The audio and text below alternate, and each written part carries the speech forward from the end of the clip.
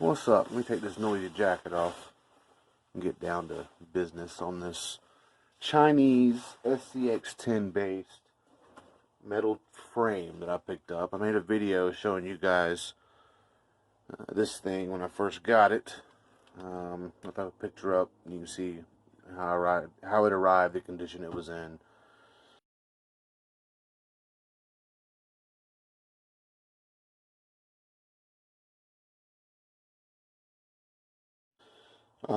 General overall price. You can check out my last video for all that information. But I did get it built, and I got it built in time for Christmas for my daughter. It was a Christmas present for my daughter, so she can run with the rest of it. I think we've got up to 9 trucks now. All of them scx10 base or custom frame with scx10 axles or whatever I have laying around. Love the hobby. I don't spend money a lot in it. I'll buy lots of used parts, throw stuff together, order stuff as I need it. It's not me. I got other stuff to spend money on. Father 3 race cars, bag trucks, all that other stuff in my channel. Anyway, so here it is. I ended up running these little panels on it. Looks good. My daughter actually picked out the color. She didn't know what the hell the color was for. The colors are Tester's Color Shift. This is it's hard to tell. It's like a copper green, very opaque, opalescent color shift. I doubt I can get this thing to shift colors on camera. We can see the top there. It kind of turns that copper color.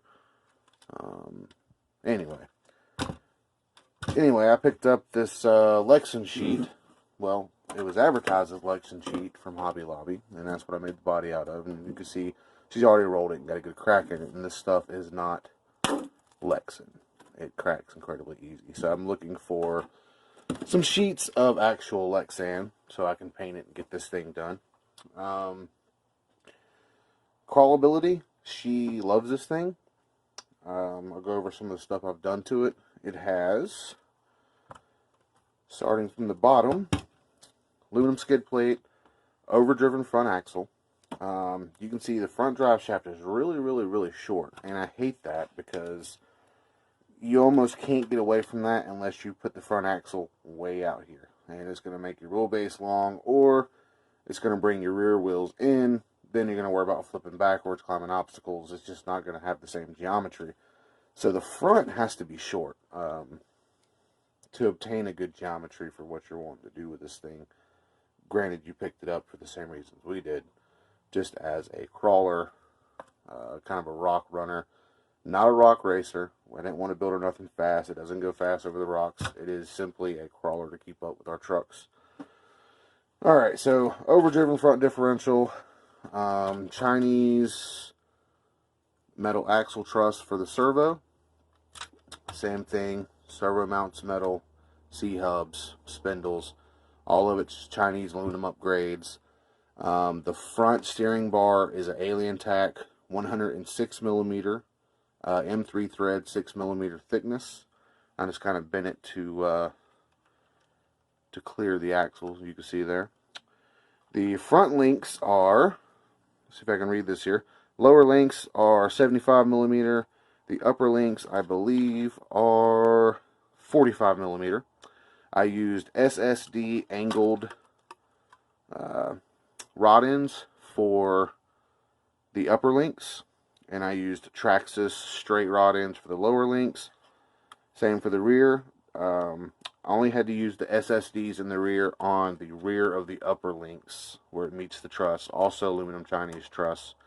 The rear links are 95 millimeters on the bottom, 75 millimeters on the top. And it's a little different than my original measurements because I wanted to take my bars here for anti-squat, anti-dive. Check out Busted Knuckle Films. They've got awesome information on setting that up on 1-to-1 scales. And it really applies to these if you pay attention to how they handle. So, has a Wraith transmission, plastic spur gear. I've got her an RC four-wheel drive. I want to say 35 turn. I think it's, no, 45 turn. And a 15 tooth spur gear. Um, really interesting is trying to get a battery to fit on this thing. So I picked up a 3-pack of these Tattoo 850 milliamp hours, 3S of course. All our trucks are 3S. Fits quite well, and from what I understand, Tattoo, the brand, is pretty much Gen's ace. Got a little battery tray I've made in there. Sits like that. Nice and low profile. Weight's low. Small battery. She played with it, I want to say about an hour and 15 minutes last time she had it out on one single battery. Haven't had to change batteries yet. The shocks are also cheap. I want to say eBay, like $20 shocks. I've got 30 weight in them.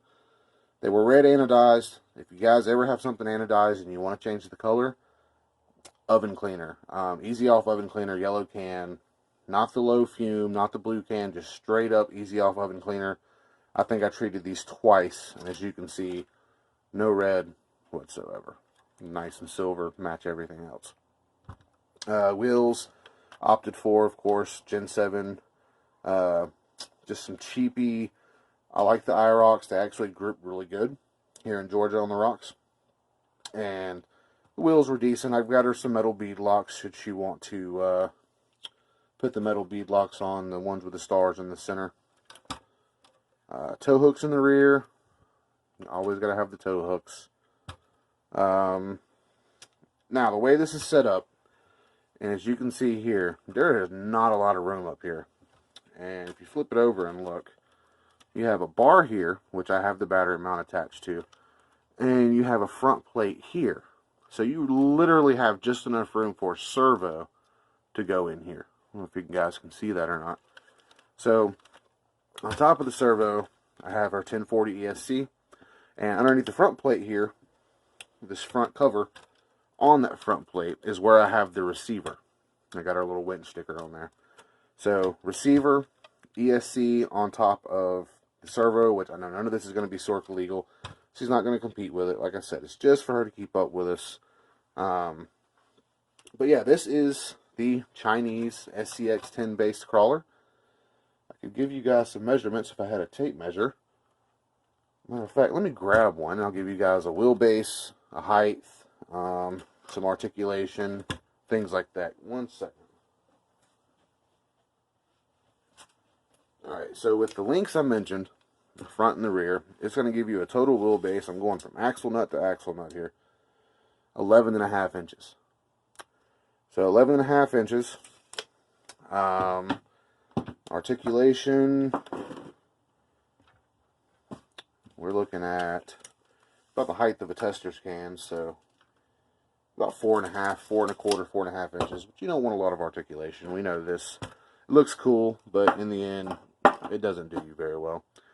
I don't have a way to weigh this thing, but if I had to guess, it's in the 6-pound range, maybe 6.5 pounds.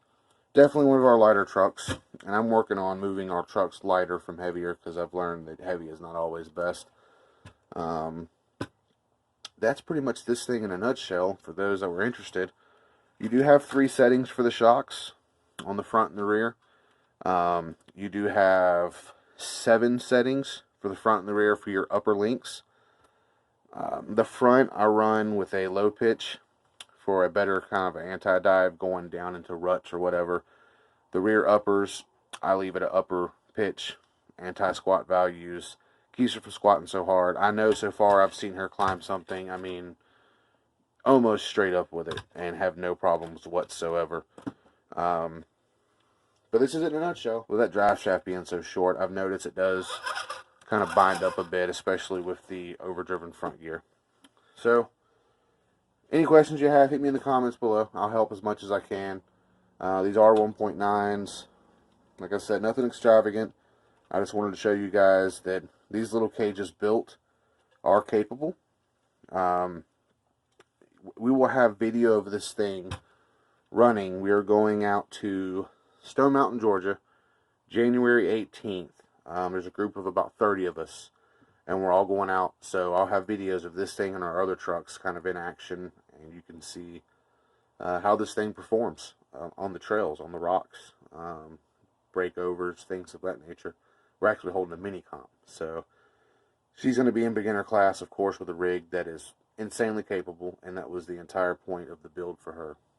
So thanks for watching. I got more videos coming up. I got other projects I'm working on, and yeah, I appreciate the following and the subscribing.